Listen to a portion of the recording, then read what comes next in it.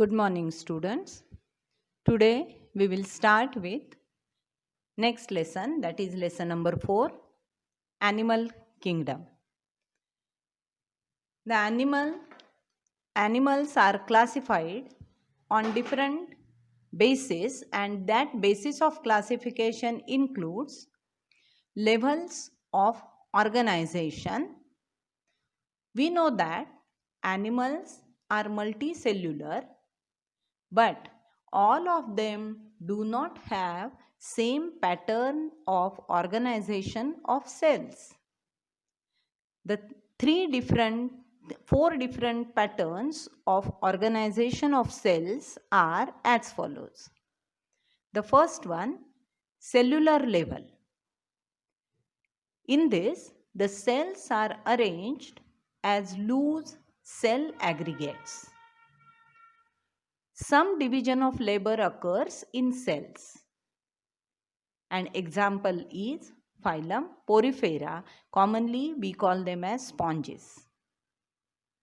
So in this, the cells are as loose aggregates, not as tissue, and there is no hard and fast division of labor, but some division of labor occurs in the cells. The next level is bit complex, that is tissue level. In this, cells performing same function are arranged in tissues, and such tissue level organization is seen in coelentrates. Next level is organ level, in which tissues are grouped into organs for doing certain special functions. Example is platyhelminths. The topmost level is organ system level, in which organs have associated to form functional systems for specific physiological function. Like we all have different systems in our body, digestive system, circulatory system. So these are doing specific physiological function like digestion, circulation of blood, etc. So for such organ system level organization, the examples are Annelida group up to the chordates. All higher animals show organ system level organization. The next is the digestive system. In different organisms, though this digestive system is present, it may show certain differences.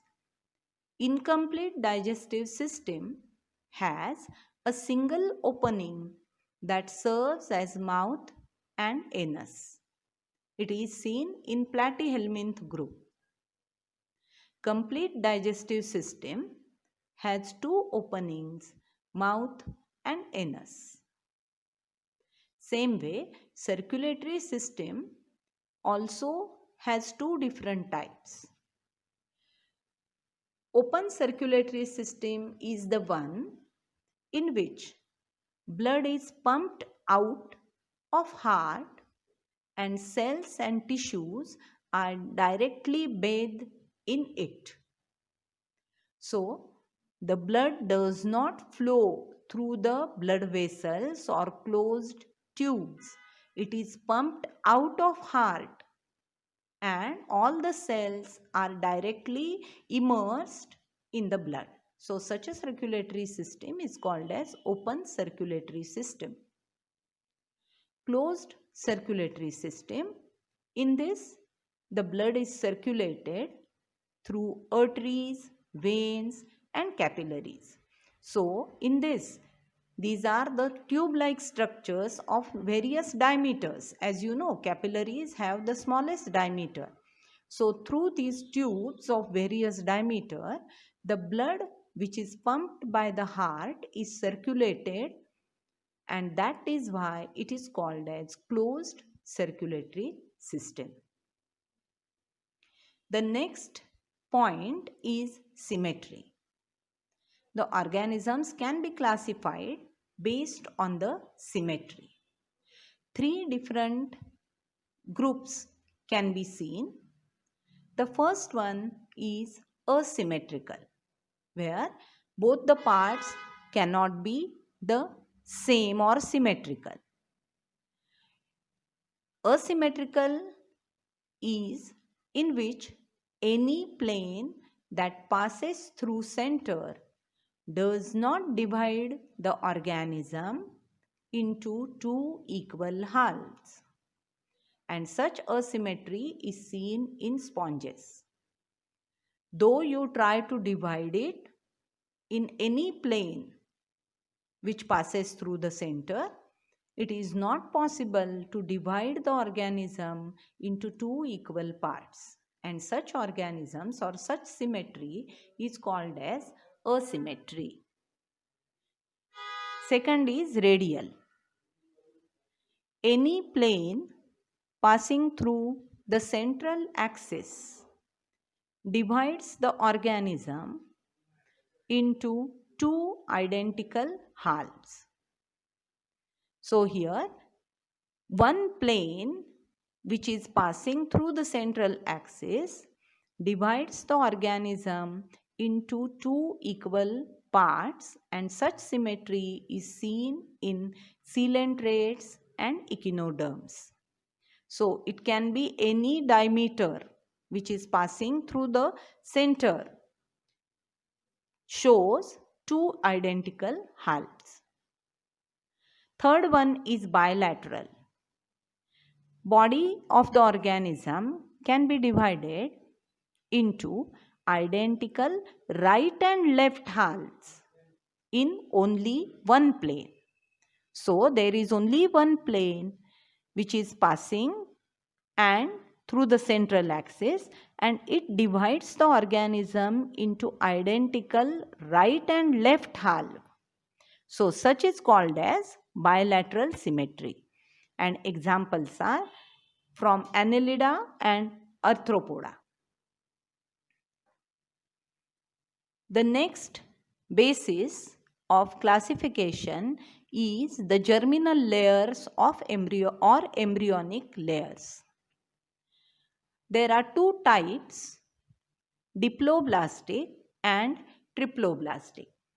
In diploblastic organisms, two embryonic layers of cells are seen. That is why the name diplo. Now, the outer layer is called ectoderm. Here you can see in this diagram, this is the outer layer. This is called as ectoderm, and this is the inner layer. This is called as endoderm. Now, in between that, there is the body cavity is also there, you can see, and this blue colored layer, this is called as mesoglia.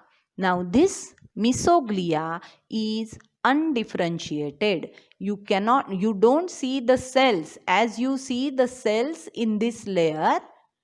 Here in this mesoglia layer of the diploblastic organisms, you don't see cells. So it is undifferentiated, and thus there are only two layers. The outer one is ectoderm and the middle one is endoderm. This one. So thus only two layers are there. Such organisms are called as diploblastic organisms, and the example is Coelentrata group. Triploblastic. Three germinal layers are seen. As usual, the outer one is the ectoderm, the inner one is the endoderm, and the middle layer, this one, this is mesoderm, the middle layer, and such triploblastic organisms are platyhelminth to chordates. Related to this, there is one more terminology, that is coelom.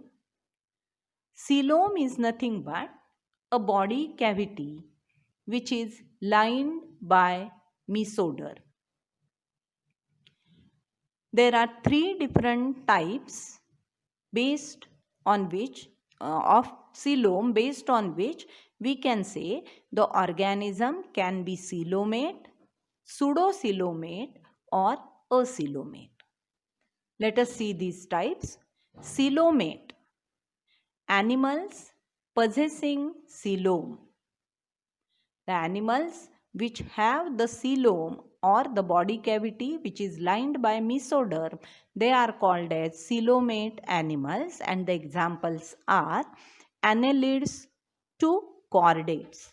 In this diagram, you can see this diagram, that is coelomate diagram, A diagram, where it is this is the coelom. It is lined by the mesoderm. This is the mesoderm. This pinkish color, this is ectoderm. This is mesoderm and this is endoderm. So this body cavity white part, it is lined by this pink one, that is the mesoderm. So this type of body cavity is coelom, and the organisms are called as coelomate. The second type is pseudocoelomate. Now, in this, the mesoderm is present as scattered pouches, and such pseudocoelom possessing animals are called as pseudocoelomate. In this diagram, you can see that here this is the ectoderm, outer one. This is the endoderm, and these oval shaped structures, these you can see, these are the pouches of the mesoderm. So this is not a continuous layer, it is in the form of pouches, and that is why this is not a true coelom, it is pseudocoelom, and hence the organisms which have such pseudocoelom, they are called as pseudocoelomates. Example is Aschelminth group of organisms. The third type is acoelomate. Acoelomate without body cavity or without coelom. In this third diagram, you can see that the ectoderm, mesoderm, endoderm, three layers are there, but there is absence of such body cavity which is lined by the mesoderm. So the body cavity is absent, so it is called as acoelomate animals, and the example is platyhelminth group of organisms. The next basis of classification is segmentation. In certain organisms, the body is externally as well as internally divided into segments with a serial repetition of at least some organs. And the example is earthworm. Earthworm shows such metamerism. So the segmented body, externally we can see the lines on the body of the earthworm with which we can identify the segments. Same way, this internally also the body is divided and there is repetition of some organs inside the internal parts. So earthworm shows metamerism. The next point is notochord. Notochord is nothing but mesodermally derived rod-like structure formed on dorsal side during embryonic development in some animals. All the chordates, they develop a rod-like structure on the dorsal side, and this structure develops from the mesoderm, the middle layer as we have seen.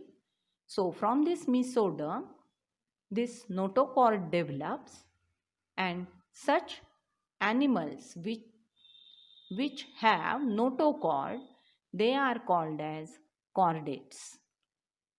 The other group which do not have such notochord, they are called as non-chordates. And organisms which belong to phylum Porifera up to Echinodermata all belong to non-chordates. So with this basic information related to basis of classification, now in next video we will see different phylum or belonging to the animal classification, like the Porifera group we will start with.